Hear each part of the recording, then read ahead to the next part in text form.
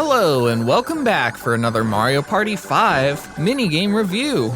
Today we're playing the 1 vs 3 minigame, Beam Team. Let me guess, there's aliens involved.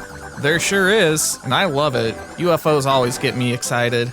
This one has the 3 players on a team and UFOs trying to beam up the other person as they run away. So basically what would happen in real life if you were almost abducted by aliens. Pretty much, which just begs the question how any of these players found 3 UFOs. I wish I could be that lucky. Well, clearly Mushroom Kingdom's on another planet. Back to this minigame though. I really enjoyed being the player that had to run away from the UFOs, but not so much being the UFO players.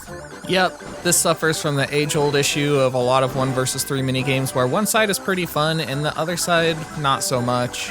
Like you, I definitely had more fun running around. I think it's mostly because when you're in the UFO, it drives really fast. So you're constantly hitting into the other players, or at least I was. And when you hit into another player, you're stunned for a second and can't move. Yeah, seriously, I really don't know why they did that. It just made it really annoying to be in the UFOs. Like, the stage isn't even that big in the first place, and the UFOs are kind of large, so you're just constantly bumping into each other and getting stunned. Especially because they drive so fast. That was kind of surprising. Well, it is a UFO after all. But still, it doesn't make for a fun minigame when every time you move, you end up bumping into someone and getting stunned for a second. They really should have not had that mechanic in the game. Yeah, I agree. Besides avoiding the UFOs, the only other challenge for the single player is that there's rocks in the field. So they kind of block your path sometimes, so you have to move out of the way of them or just switch directions. So that was kind of an interesting feature. Yeah, they're not huge rocks, but there was definitely some times where they got in my way.